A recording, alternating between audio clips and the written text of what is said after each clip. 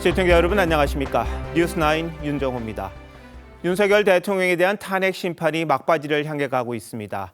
오늘은 내란 혐의 재판도 막 시작됐습니다. 현직 대통령이 피고인으로 법정에 출석한 건 헌정사상 처음이었고 윤 대통령은 형사재판에 이어 곧바로 구속 취소 신문에도 참석했지만 발언은 하지 않았습니다. 아침부터 저녁 늦게까지 재판에 몰두한 윤 대통령. 자신에게 불리한 증언을 한 증인을 직접 신문하면서 적극적인 모습을 보였습니다. 하루 종일 법원에서 법원을 오간 대통령을 보면서 착잡할 수밖에 없는 상황이었는데요. 먼저 형사재판 내용부터 김예나 기자가 보도합니다. 윤석열 대통령이 탄 법무부 호송 차량이 경호 차량들과 함께 서울중앙지법에 들어섭니다. 내란 우두머리 혐의로 기소된 형사재판 첫 공판 준비 기일에 출석한 겁니다. 지난해 12월 3일 비상계엄을 선포한 지 79일 만입니다.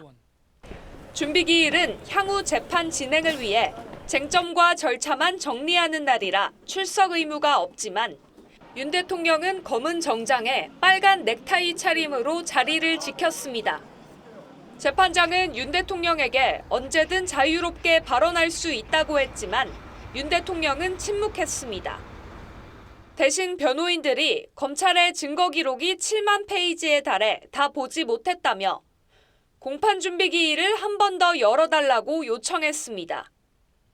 공소사실 인정 여부나 김용현 전 국방장관 등 공범들과 재판을 병합할지에 대해 나중에 서면으로 답하겠다고 했습니다. 반면 검찰은 피고인별로 가담 정도와 입장이 다르다며 병합 심리에 반대하고 주 2, 3회 집중 심리를 요청했습니다. 윤 대통령 측도 빠른 재판 진행이 필요하다고 했습니다. 횟수는 검토를 해봐야 되겠지만 집중 심리를 통해서 조속히 정리하는 것이 저희도 필요하다고 생각을 합니다. 재판부는 13분 만에 첫 재판을 끝내고 다음 달 24일에 한 차례 더 준비 기일을 열겠다고 했습니다. TV조선 김예나입니다. 윤석열 대통령이 구속 상태를 벗어날지 여부는 상당한 시간이 걸릴 걸로 보입니다. 통상 하루 이틀이면 결론이 났는데 사안이 사안인 만큼 추가 의견서를 10일 이내에 받기로 했습니다. 윤 대통령 측은 구속 기간을 넘긴 만큼 불법 구금이라고 주장했고 검찰은 적법하다고 반박했는데 재판부는 신중하게 결론을 내겠다고 했습니다. 이나라 기자입니다. 법원은 윤 대통령 형사재판에 이어 곧바로 구속 취소 신문을 시작했습니다. 윤 대통령 대리인단은 검찰이 구속기간이 끝난 뒤 기소했다고 주장했습니다. 구속된 지 열흘이 지난 지난달 25일 자정에 기간이 끝났는데 검찰이 다음 날인 26일 저녁 7시쯤 기소했기 때문에 불법 구금이라는 겁니다. 윤 대통령 측은 수사권 없는 공수처가 내란죄를 수사한 게 불법이라고 강조했습니다. 그리고 법리적인 부분에서나 법 해석상으로 지금의 구금 상태는 불법 구금 상태다. 구속 사유는 소멸됐다는 것이. 검찰은 구속기한을 날짜로 계산하는 건 법과 판례상 이론의 여지가 없다며 이미 법원이 공수처가 청구한 체포영장을 발부했다고 반박했습니다. 윤 대통령 측은 공수처가 검찰로 사건을 넘길 때 윤 대통령의 신병을 넘기는 인치 절차를 거치지 않아서 위법이라고 주장했습니다. 검찰은 공수처 검사도 검사이기 때문에 인치 절차가 필요 없다고 맞섰습니다. 검찰은 또 윤 대통령이 불구속 재판을 받을 경우 주요 인사와 측근을 만날 수 있어 증거인멸이 우려된다고 덧붙였습니다. 재판부는 양측에 10일 이내에 추가 의견서를 제출하라고 했습니다. 당초 오늘 내일 중 결론 낼 거란 예상도 있었지만 충분히 검토한 뒤 구속을 취소할지 여부를 결정하겠다는 겁니다. TV조선 이나라입니다. 오늘 열린 윤 대통령 탄핵 심판의 핵심 증인은 홍장원 전 국정원 1차장이었습니다. 지난번에도 한번 나왔었죠. 근데 그때와 일부 진술이 조금 달라졌는데 윤 대통령은 정치인 체포 명단을 적었다는 이른바 홍장원 메모가 내란과 탄핵 공작의 증거라고 강하게 비판하면서 홍 전 차장을 향해 거짓말을 한다고 공격했습니다. 주원진 기자입니다. 윤석열 대통령은 홍장원 전 국정원 1차장에 대한 증인신문 말미에 직접 발언 기회를 얻었습니다. 윤 대통령은 계엄 당일 홍 전 차장에게 격려 전화를 했을 뿐 정치인 체포 지시는 하지 않았다고 강조했습니다. 일도 열심히 하는 것 같고 이렇게 해서 제가 격려 차원의 전화를 한 건데 그 얘기 못 들었다고 거짓말하지 않습니까? 그러면서 홍 전 차장이 야당에 인사청탁을 하다 해임되자 메모를 조작해 탄핵 공작을 했다고 했습니다. 해임이 되니까 이걸 가지고 대통령의 이 체포 지시다라고 이거를 엮어낸 것이 바로 이 메모의 그 핵심이라고 저는 말씀드리고 싶습니다. 김영두 재판관도 대통령이 원장을 놔두고 친하지도 않은 홍 전 차장에게 정치인 체포 지시를 한 게 이해가지 않는다고 의문을 제기했습니다. 원장을 제끼고 지금 1차장한테 전화를 했다는 게 조금 약간 좀 이상하고요. 홍 전 차장은 정치인 체포 지시를 받은 것이 맞다고 반박했습니다. 대통령께서 어떻게 생각하시는지 잘 모르겠지만 저는 충심으로 모셨던 것 같습니다. 또 야당에 인사청탁을 한 적이 없다고 했는데 앞서 박지원 민주당 의원은 홍 전 차장 아닌 다른 국정원 간부가 6, 7차례 청탁해 거절한 게 전부라고 밝혔습니다. TV조선 주원진입니다. 이른바 체포 정치인 명단을 놓고도 열띤 진실 공방이 펼쳐졌습니다. 홍장원 메모와 관련해 홍 전 차장이 진술 계속 흔들리고 있는 상황인데요. 비상계엄 당일 홍 전 차장의 동선을 기록한 국정원 CCTV 영상이 공개가 됐습니다. 메모를 언제 했느냐를 두고 신빙성의 의문이 제기되자 홍 전 차장이 확인해보면 안다고 했던 당일 밤 10시 58분. 방첩사령관과의 두 번째 통화 시점엔 메모를 하지 않고 홍 전 차장이 본청 현관을 걸어 들어가는 모습이 확인됐습니다. 홍 전 차장은 오늘 메모를 했다는 장소를 다시 바꿨는데 정민진 기자가 정리했습니다. 지난해 12월 3일 밤 비상계엄 선포 16분 뒤 홍장원 전 1차장이 국정원 본청을 나서고 2분 뒤 국정원장 공간으로 향하는 차량이 포착됐습니다. 앞서 홍 전 차장은 같은 시각 본청 사무실에서 여인영 전 방첩사령관과 첫 번째 통화를 했다고 밝혔는데 CCTV에 기록된 동선과 엇갈립니다. 밤 10시 53분 윤석열 대통령과 통화가 있었고 3분 뒤 공간에서 본청으로 향하는 모습이 찍혔는데 여전 사령관과 두 번째 통화가 이뤄진 10시 58분엔 본청 현관을 통과하는 장면이 기록됐습니다. 들어서자마자 어디론가 다급히 전화를 걸었고 로비를 서성이며 통화가 이어졌지만 메모하는 모습은 보이지 않았습니다. 당초 홍 전 차장은 밤 11시 6분 국정원장 공간 앞 공터에서 체포 명단을 받아 적었다고 폭로했는데 조태용 국정원장이 CCTV 기록과 다르다고 하자 동선을 초단위로 공개하라고 주장한 바 있습니다.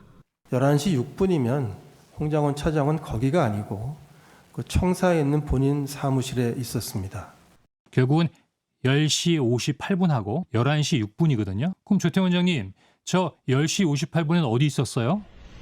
홍 전 차장은 오늘 헌재에 출석해 당일 밤 11시 6분 사무실에서 명단을 받아 적었다며 장소를 다시 바꿨습니다.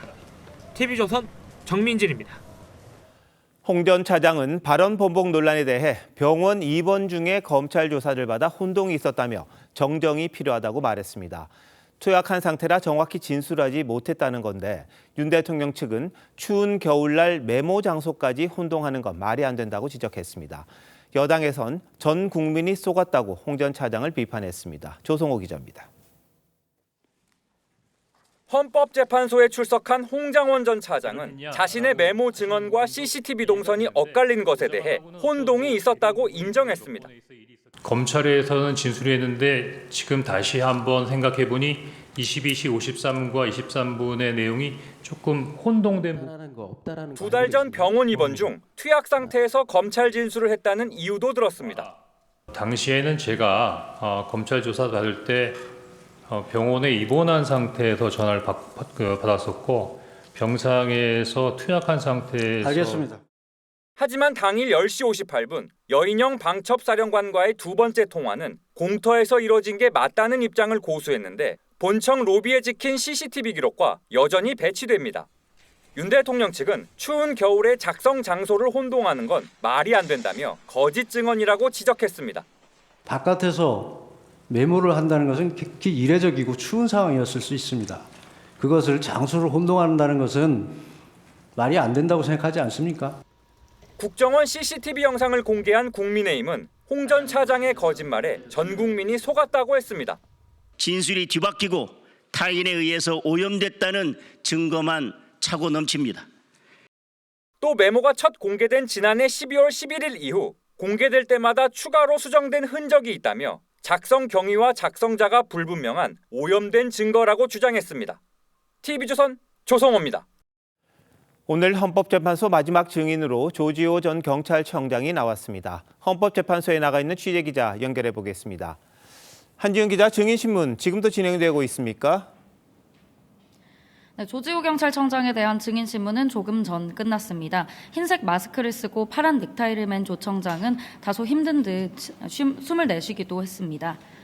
증인신문은 오후 7시 30분부터 시작됐는데요. 조 청장 건강이 안 좋아서 재판부가 중간에 휴정을 하기도 했습니다. 조 청장은 비상계엄 직전 삼청동 안가에서 윤 대통령에게 지시를 받아 국회에 경찰을 투입한 혐의로 재판에 넘겨진 상태입니다.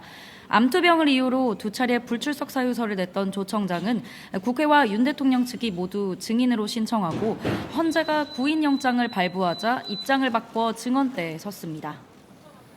네, 오늘 증언 내용은 어땠습니까?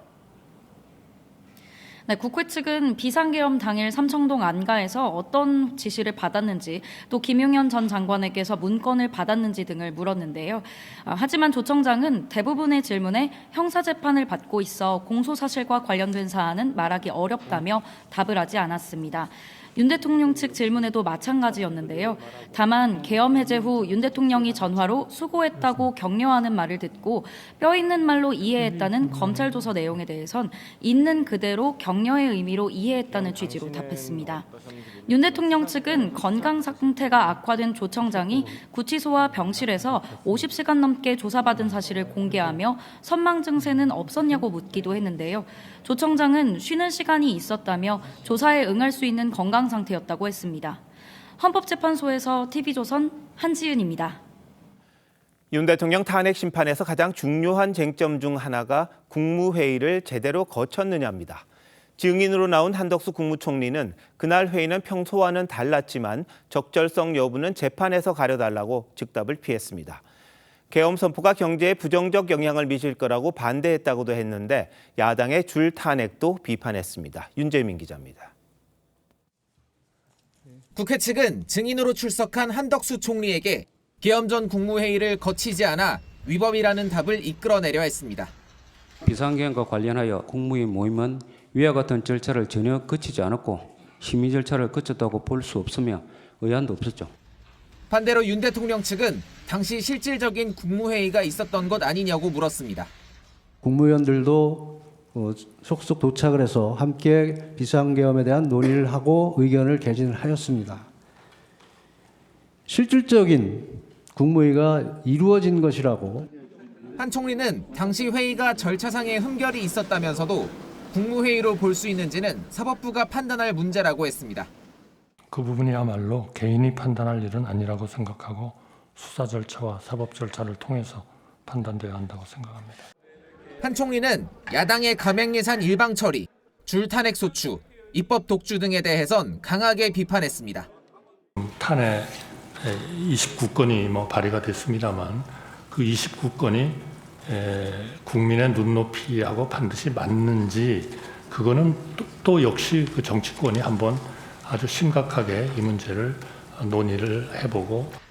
다만 국익에 해가 된다고 생각해 윤 대통령의 계엄 선포를 만류했고 당시 회의에서 계엄에 동의한 국무위원도 없었다고 했습니다. TV조선 윤재민입니다. 오늘로 윤 대통령 탄핵 심판 증인 신문이 마무리됐습니다. 다음 주 화요일인 25일 최종 변론을 거치면 3월 중순엔 결론이 나올 걸로 보입니다. 류태영 기자가 보도합니다. 윤 대통령 측은 부정선거 의혹과 관련해 인천 연수구와 경기 파주시 투표관리관과 참관인들을 증인으로 신청했습니다. 재판부에서 선관위에 독촉하여 피청구인의 증인 신청이 조속하고 원활하게 진행될 수 있도록 조치해 주실 것을 요청드립니다. 헌재는 오늘 증인 신청을 모두 기각하면서 오는 25일 증거 조사를 마무리하고 최후 진술도 듣기로 했습니다. 문영배 헌재소장 권한대행은 국회와 윤 대통령 측에 2시간씩 최종 변론 준비를 요구했는데 윤 대통령의 최후 진술엔 시간 제한을 두지 않겠다고 했습니다. 박 전 대통령 탄핵 심판 땐 최종 변론 기일로부터 11일 만에 탄핵을 선고했고 노무현 전 대통령 땐 14일 만에 기각했습니다. 이걸 감안하면 3월 초중순 선고가 이뤄질 가능성이 높은데 전과 달리 헌재에서 여러 건의 탄핵 심판이 동시에 진행 중인 게 일정의 변수가 될 수 있습니다. TV조선 류태영입니다. 네, 오늘 마지막 변론이 있었던 윤 대통령 탄핵 재판과 관련해서 사회부 법조팀 정준영 기자와 더 얘기 나눠보겠습니다. 자, 정 기자, 국정의 1~2인자, 그러니까 윤 대통령, 한덕수 국무총리, 이 탄핵 심판정에서 대면할 뻔했었는데 실제 이루어지진 않았죠. 네, 재판 시작 전부터 피청구인석에 앉아 있었던 윤 대통령은 잠시 대리인들과 귓속말을 한 뒤 손짓으로 대리인 한 명을 불러서 자신의 자리에 대신 앉혔습니다. 그리고는 3시 4분쯤 심판정에서 나갔습니다. 한 총리가 3시 8분쯤 심판정에 들어왔기 때문에 두 사람은 마주치지 않았습니다.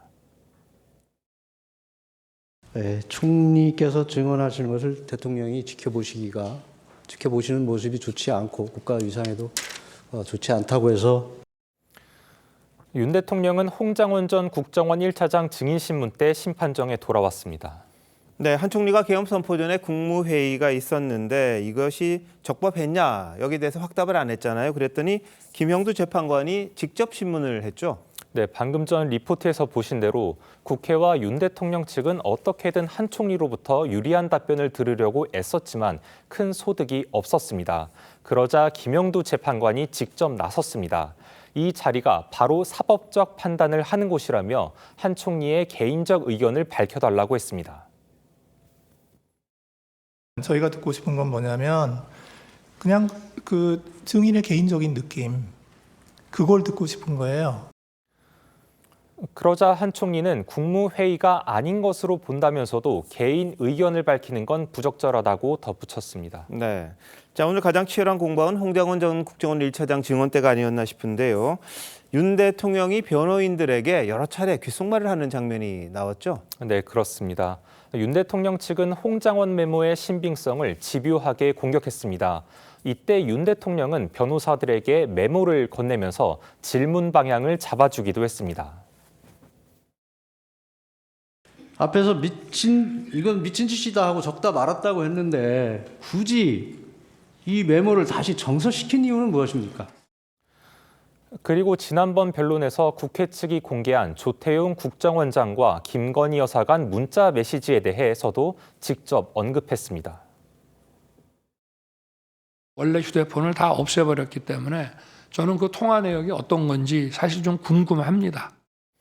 네, 헌법재판소가 추가 증인 신문을 이제 더 이상 안 하기로 했습니다. 그리고 25일, 다음 주 화요일에 최종 변론을 하기로 했는데 지금까지 했던 탄핵 심판과는 조금 다르다, 전개가 예상과는 많이 달랐다, 이런 지적이 나옵니다. 네, 한번 정리해 보겠습니다. 윤 대통령은 현직 대통령으로선 헌정사상 처음으로 3차 변론기일부터 직접 출석했습니다. 이때부터 재판 양상이 사뭇 달라지기 시작했습니다. 김용현 전 국방장관, 이진우 전 수방사령관, 김현태 707 특임단장, 김봉식 전 서울경찰청장 등 주요 증인들이 이전에 수사기관이나 국회 등에서 했던 것과 다른 증언들을 했습니다. 이들은 대체로 윤 대통령이 국회의원을 끌어내라거나 정치인 체포를 지시한 적이 없다는 뉘앙스로 발언했습니다. 반면 홍장원 전 차장과 곽종근 전 특전사령관, 조성현 수방사 1경비단장은 국회에서 의원을 끌어내라거나 정치인 체포 지시가 있었다고 증언했습니다. 이렇게 주요 증인들의 증언이 엇갈리자 윤 대통령 측은 헌재가 형사소송법을 준용해 검찰 조서를 증거로 채택하면 안 된다고 강하게 주장하고 있습니다. 네, 이러면 이제 3월 초나 중순쯤 되면 결론이 날 것 같은데 어떤 내용이 나올지 많은 분들이 궁금해합니다. 잘 들었습니다.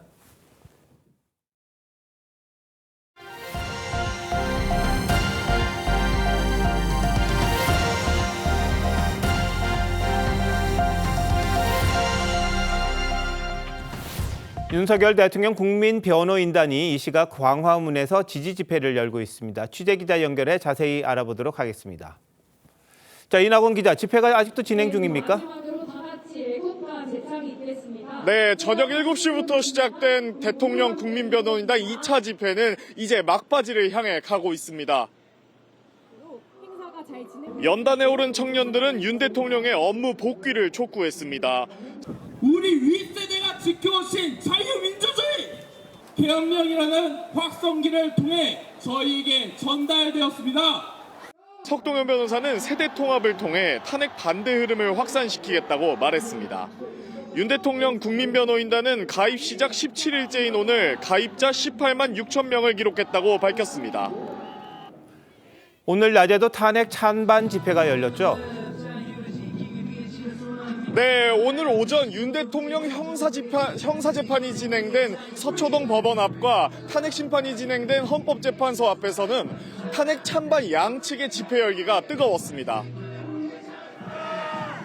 윤 대통령 지지자들은 대통령 동선을 따라 옮겨다니며 탄핵 반대 목소리를 높였습니다. 아침 일찍부터 서울 서초동 법원 인근에서 윤 대통령을 석방하라고 외쳤습니다.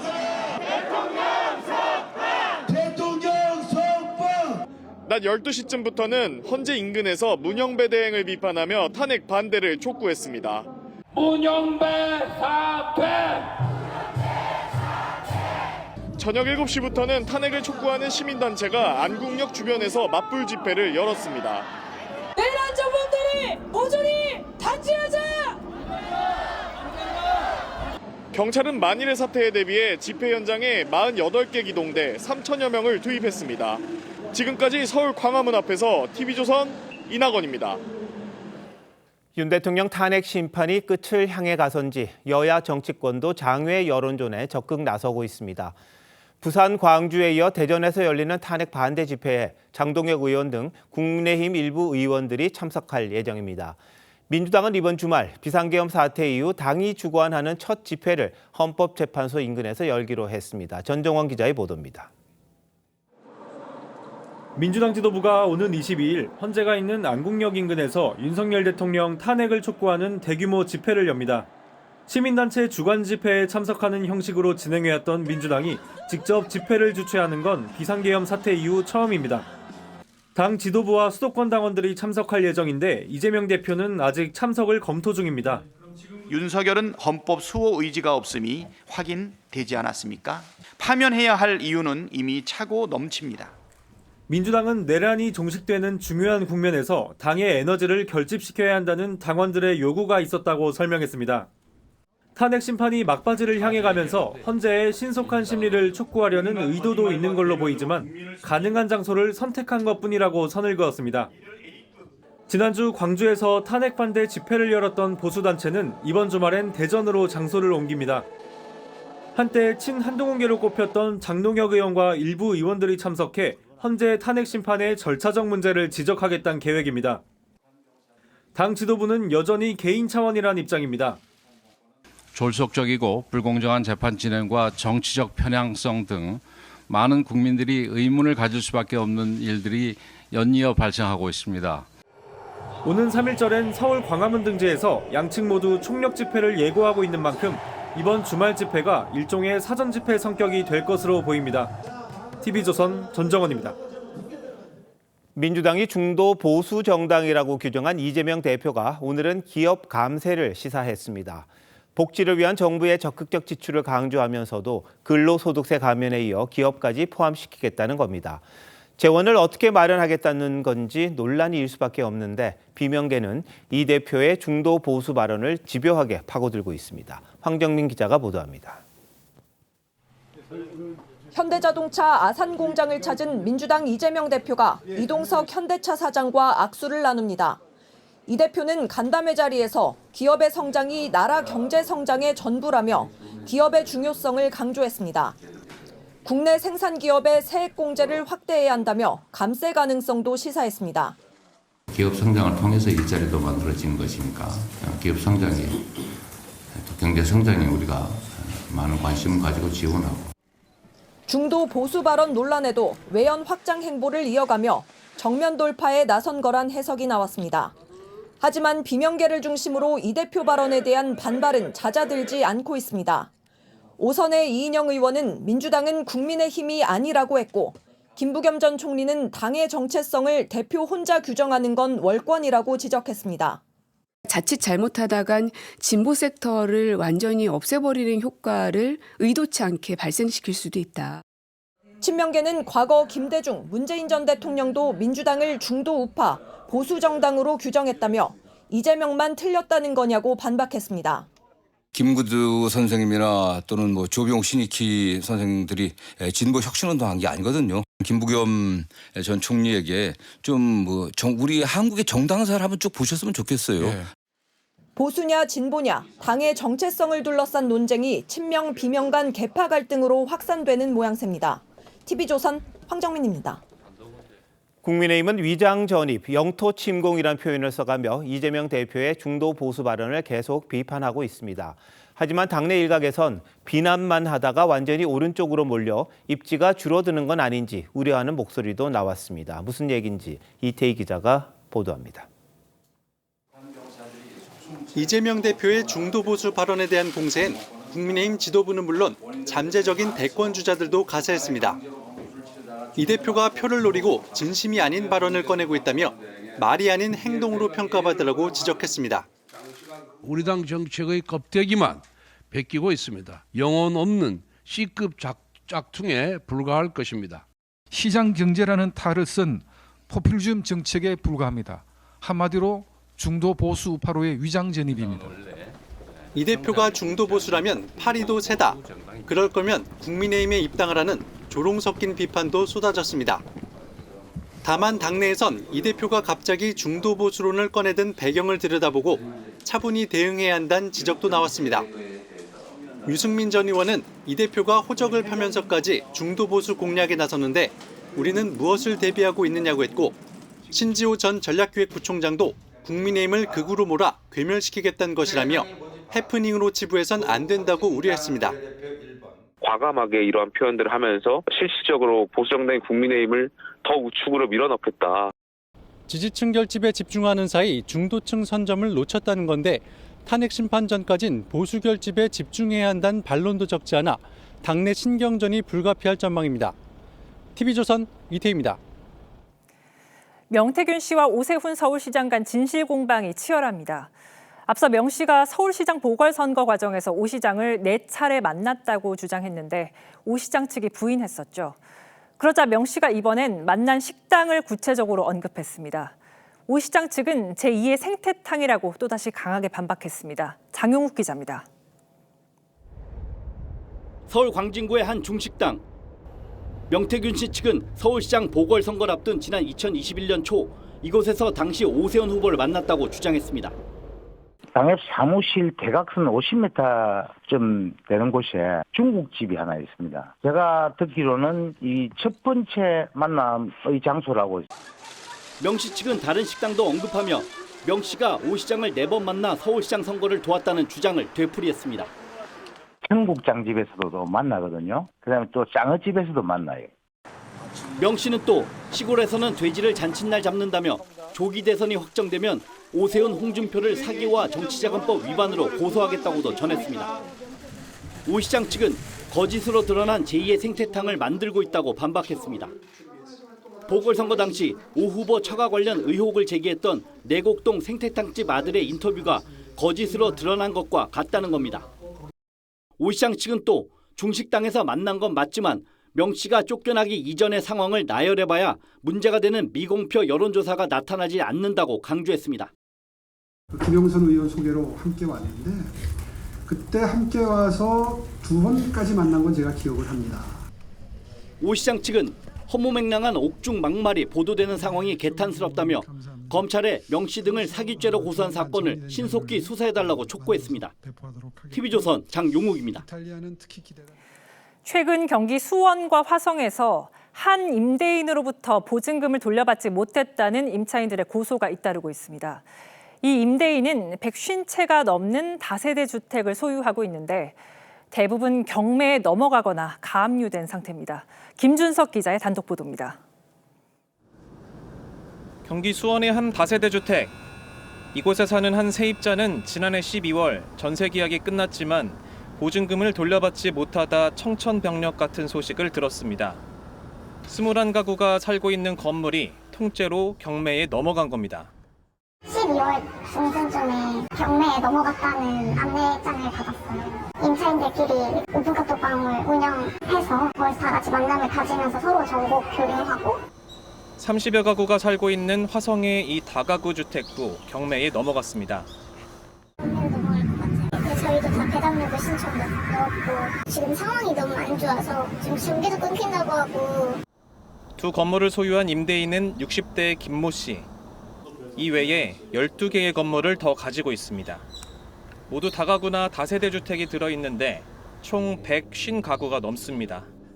이 가운데 11개 건물은 대출금을 갚지 못해 압류나 가압류가 된 상태고 110가구가 살고 있는 건물 6개는 이미 경매에 넘어갔습니다.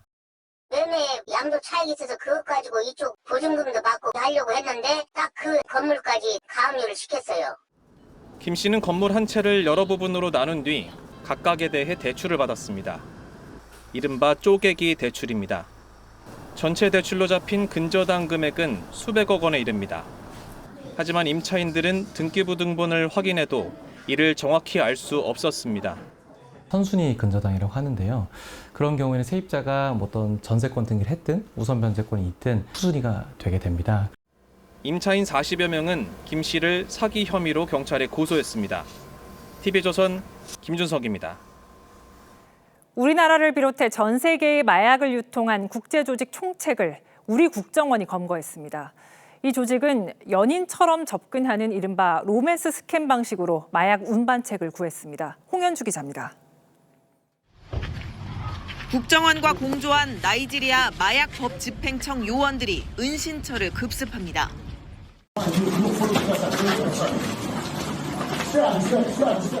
잠시 뒤 화려한 복장을 한 남성을 붙잡아 수갑을 채웠는데 한국을 비롯한 전 세계에 마약을 밀수출한 범죄 조직의 총책 K제프입니다. K제프의 조직원들은 SNS에서 국제기구 요원이나 변호사 등을 사칭해 이성에게 접근하는 이른바 로맨스 스캠 방식을 마약 유통에 활용했습니다. 연인인 것처럼 속여 피해자들을 해외로 유인한 뒤 가방이나 초콜릿과 같은 선물 대리 전달을 부탁했는데 마약이 숨겨진 제품들입니다. 마약견 탐지를 피하려 향신료 속에 숨기거나 단백질 보충제 안에 넣기도 했습니다. 대표적인 사기 범죄인 로맨스 스캠과 마약 범죄 두 가지를 결합한 하이브리드 마약 범죄라고 볼 수가 있습니다. K제프는 과거 한국에 7년 동안 머물며 마약을 유통하다 검거돼 강제 추방된 인물입니다. 국내 사정의 밝은 점을 이용하여 나이지리아 현지에서 대한민국을 대상으로 마약류 밀반입 범죄를 이후 나이지리아에 은신하며 북중미, 동남아 등 각국에서 한국에 마약을 밀수출해 세력을 확장했습니다. 국정원은 2020년부터 5년에 걸친 추적 끝에 총책을 포함한 조직원 37명을 검거했고 시가 972억 원에 달하는 마약 45.6kg을 압수했습니다. TV조선 홍현주입니다. 금값이 천정부지로 오르자 금은방 절도도 기승을 부리고 있습니다. 손님인 척 귀금속을 보여달라고 한 뒤 그대로 가지고 달아나는 수법을 쓰고 있습니다. 박건우 기자입니다. 마스크와 모자를 눌러쓴 남성이 금은방에 들어갑니다. 직원에게 금팔찌를 건네받으면서 이리저리 살피더니 갑자기 매대 위에 놓인 귀금속을 훔쳐 가게를 뛰쳐나가서는 오토바이를 타고 달아납니다.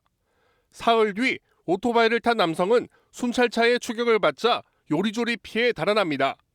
순찰차에 막혀 넘어지고도 다시 도주하던 남성은 결국 붙잡히고 맙니다. 남성은 금목걸이와 금팔찌 등 귀금속 2,700만 원어치를 훔쳐 달아났는데 부산과 양산 등 금은방 7곳에서 추가 범행을 하려고 했습니다. 경찰에 CCTV에 노출되고 이러하니까 그 오토바이를 버리고 다른 오토바이를 또 훔쳐서 범행을 했습니다. 지난 17일 전북 전주의 한 금은방에서 1,600만 원 상당의 금목걸이를 훔친 30대도 경찰에 붙잡혔습니다. 남성은 손님인 척 금목걸이를 차보겠다고 받아든 뒤 그대로 도주했습니다. 금값 폭등에 따라 금은방 절도가 잇따르자 경찰은 예방 활동을 강화하기로 했습니다. TV조선 박건우입니다. 서울 명동 한복판에서 외국인 손님을 상대로 가짜 명품을 판매한 일당이 적발됐습니다. 일반 의류 매장에 비밀 공간을 만들어 놓고 팔았습니다. 노도일 기자입니다. 서울 명동의 한 의류점. 매장에 들어가니 중저가 옷들이 전시돼 있는데 매장 안쪽에 벽처럼 생긴 또 다른 문이 보입니다. 그 안쪽 계단으로 올라가니 명품 로고가 붙은 상품들이 빼곡히 진열된 30여 평 크기의 공간이 나옵니다. 모두 가짜입니다. 서울 민생사법경찰단은 이곳에서 외국인 손님을 상대로 짝퉁을 판매한 2명을 적발했습니다. 이렇게 압수된 위조 물품은 총 1,200여 점인데 정품 가격으로 환산하면 약 38억 원어치입니다. 적발된 업주 등은 단속을 피하기 위해 정상 의류 매장을 꾸며놓고 비밀문 안쪽에 유명 브랜드의 가방과 의류, 시계 등을 SNS를 통해 주로 외국인에게 팔았습니다. 정상적인 손님이 오면은 정상적인 상품만 팔고 SNS를 통해서 온 고객이 와서 물어볼 경우에는 이제 비밀 매장으로. 이들은 6년 동안 이렇게 짝퉁을 팔며 5번 적발돼 벌금 1,200만 원을 냈지만 지난 한 해 벌어들인 수익만 1억 5천만 원에 달하는 것으로 확인됐습니다. 지난해 서울시 민사경이 적발한 짝퉁 상품은 16,000점, 정가로 215억 원에 달합니다. 위조 상품 판매자를 공익제보할 경우 최대 2억 원의 포상금을 받을 수 있습니다. TV조선 노도일입니다. 양자 컴퓨터는 연산 속도가 압도적으로 빨라서 꿈의 컴퓨터라고 불립니다. 상용화까지는 수십 년이 걸릴 거란 전망이 많은데 마이크로소프트가 이 상용화를 앞당길 수 있는 새로운 양자칩을 공개했습니다. 유혜림 기자입니다. 작은 기판 안에 칩과 회로가 정교하게 배치돼 있습니다. 마이크로소프트가 공개한 양자 컴퓨팅 칩 마요라나 1입니다. 1 혹은 0을 하나씩 순차적으로 처리하는 기존 컴퓨터와 달리 양자 컴퓨터는 1과 0이 동시에 중첩된 큐비트 단위로 처리해 수십억 년이 걸리는 암호도 순식간에 풀 수 있습니다. 마요라나 1은 항상 일정한 성질을 유지하는 위상 초전도체를 사용해 온도, 빛 등 외부 환경에 따라 쉽게 오류가 생기는 기존 양자 컴퓨팅의 단점을 극복했습니다. More complexity gives you the ability to, do richer computations, heading towards and beyond error correction. AI 학습 능력을 100배 이상 높일 수 있는 양자 컴퓨터는 치열한 경쟁 속에 빠르게 발전 중입니다. 지난해 말 구글은 슈퍼컴퓨터로 10조년의 1,000억 배인 14년이 걸리는 계산을 5분 만에 해결하는 양자칩을 개발했고 중국 스타트업 회사도 최근 독자 개발한 72큐비트 규모의 양자 컴퓨터를 공개했습니다. 반면 우리나라는 미국이나 중국 등에 비해 기술과 인력 등 모든 면에서 크게 뒤처져 있습니다. 우리가 이제 출발이 늦은 것도 있고 그다음에 투입하는 연구비, 인력 이런 전반적인 게 아무래도 이제 좀 부족하다 보니까 2026년 50큐비트급 양자 컴퓨터 개발을 목표로 내건 우리나라는 다음 달에야 민관합동 양자전략위원회를 출범합니다. TV조선 유혜림입니다. MBC 기상캐스터 고오 요한나 씨의 직장 내 괴롭힘 문제를 논의하겠다며 연 국회 환경노동위원회가 김문수 청문회로 변했습니다. 야당은 김 장관을 향해 계엄 사태와 역사관 문제를 집중 추궁했고 김 장관이 적극적으로 대응하면서 설전이 펼쳐졌습니다. 어떤 말들이 오갔는지 장윤정 기자가 보도합니다. 야당은 회의 시작부터 일제강점기 선조들의 일본 국적과 김구의 중국 국적 발언 등을 문제 삼으며 김문수 장관의 퇴정을 요구했습니다. 역사 부정, 내란 옹호, 내란 선동을 하는 김문수는 이 자리에 있어서는 안 됩니다. 퇴정 조치를 해주실 것을. 퇴정 요구는 받아들여지지 않았지만 야당 의원들이 김 장관에게 계엄과 탄핵 관련 질문을 던지며 설전이 시작됐습니다. 헌법재판소 판결 내용조차도 김문수라는 사람은 동의를 하지 않고 있잖아요. 동의가 안 되면은 뭐 대한민국 떠나야 되는 거 아닙니까? 헌법재판소를 고쳐 나가야지 왜 떠나라 그러십니까? 국민의 투표로 뽑힌 대통령은 불법 계엄을 통해서 불법인지 아닌지는 봐야 될 거 아닙니까? 왜 의원님이 판사입니까? 당초 현안이었던 고 오연하 씨 사건과 무관한 질문 공세가 계속되자 김 장관은 부적절한 질문이라고 항의하기도 했습니다. 회의 주제하고 관련된 내용을 해야지. 환경노동위원회에서 지금 무슨 이거 개헌 뭐 특검을 합니까? 장관이 왜 밖에서는 딴 얘기를 합니까 그러면?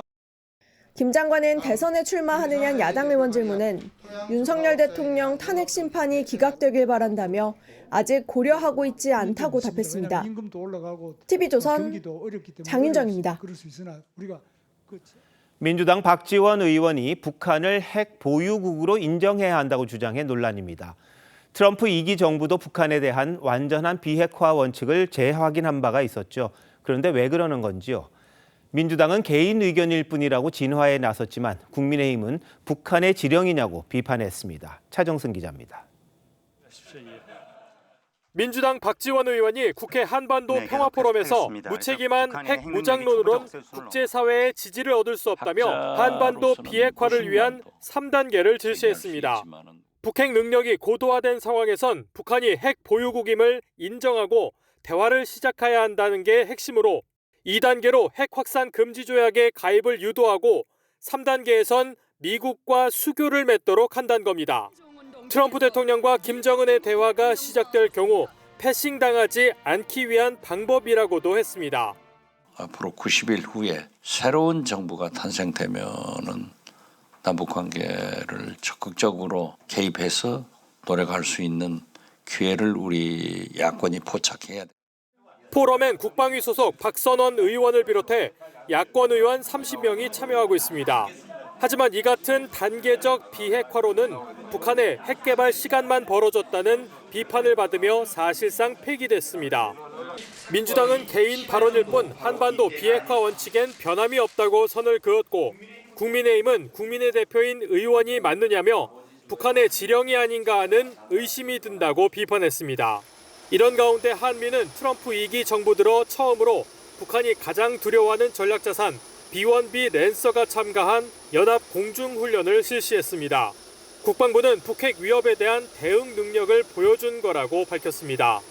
TV조선 차정승입니다.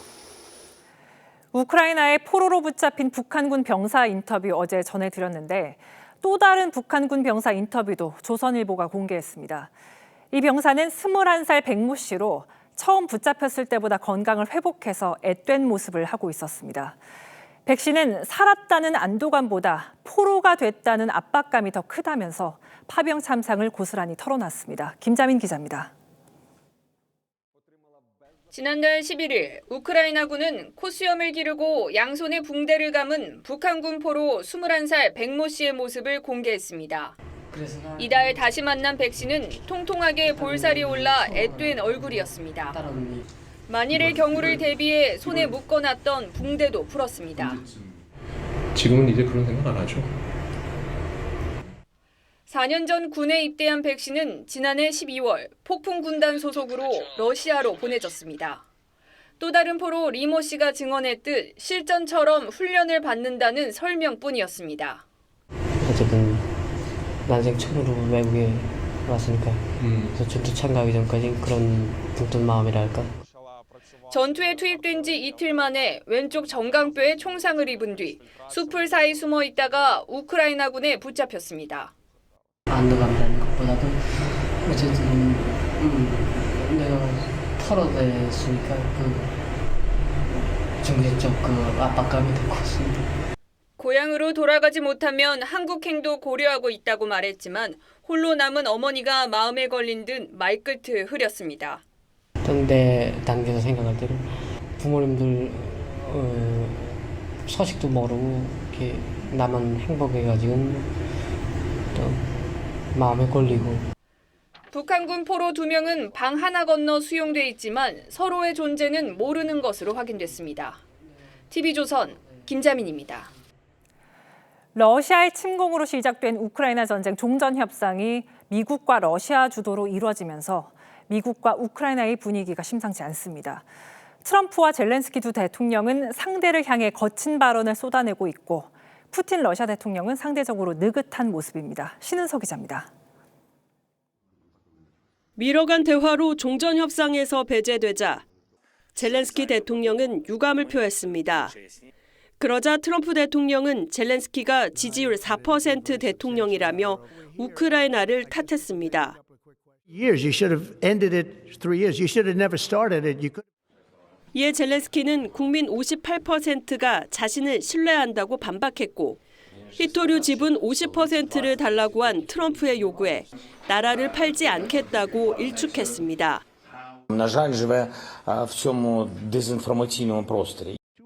급기야 트럼프는 젤렌스키가 적당히 성공한 개그맨이자 독재자라고 원색적인 비난을 했습니다. A dictator without elections. Zelensky better move fast or he's not going to have a country left. Got to move. 지원 중단까지 시사했던 분석이 나오는 가운데 미국 켈로그 특사와 만남을 앞둔 젤렌스키는 국제사회에 호소했습니다.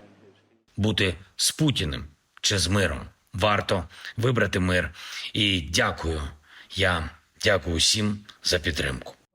두 정상의 불협화음에 러시아는 나쁠 게 없다는 분위기입니다. 푸틴 대통령은 미러 회담에 만족한다며 우크라이나도 논의에서 배제되지 않을 거라고 했습니다. 트럼프의 이 같은 행보에 푸틴은 놔두고 젤렌스키만 몰아붙인다며 미국 내에서조차 역겹다는 비판이 나옵니다. TV조선 신은서입니다.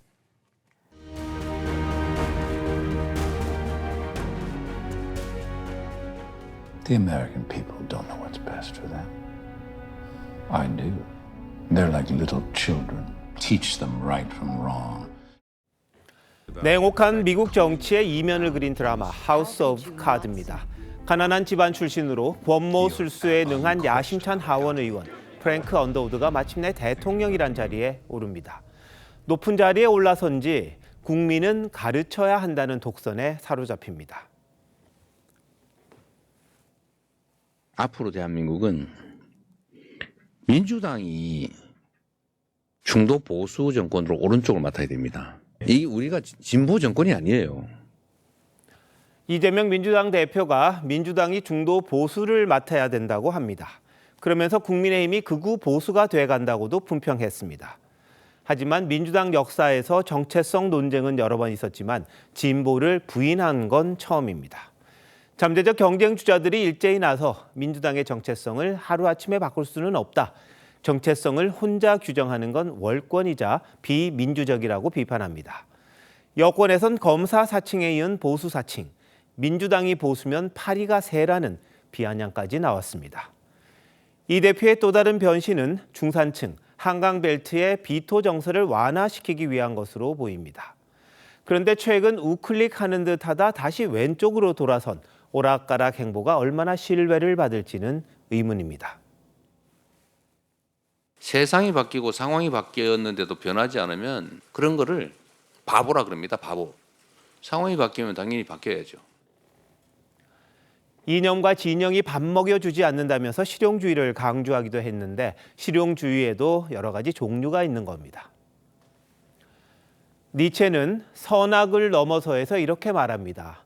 당신이 하는 거짓말 자체가 나를 화나게 하는 게 아니라 앞으로 당신을 믿을 수 없다는 것이 나를 화나게 한다. 세상이 바뀌는데 모른 척하면 바보가 되기도 합니다만 때로는 세상이 바뀌어도 변하지 않는 신념이 세상을 바꿉니다. 2월 20일 앵커 칼럼 오늘 변신인가 사칭인가였습니다.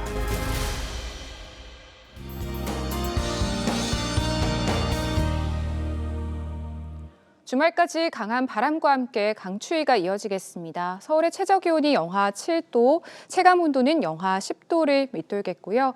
다음 주에는 추위가 풀리며 주 후반에는 온화한 봄 날씨가 찾아오겠습니다.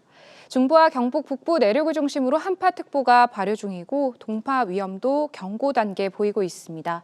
수도관이나 보일러 등의 보온 상태 잘 점검해 주셔야겠습니다. 고기압의 흐름에 따라 차고 건조한 공기가 내려오면서 맑은 날들이 이어지고 있는데요. 대기의 건조함이 극심해 불조심하셔야겠습니다.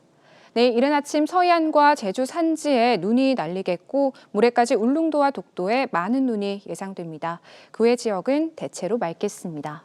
내일 아침 기온은 대전이 영하 7도, 안동이 영하 9도까지 떨어지겠습니다. 낮 기온은 서울이 2도, 광주 4도 선에 그치겠고 기온 자체는 오늘과 비슷하겠습니다.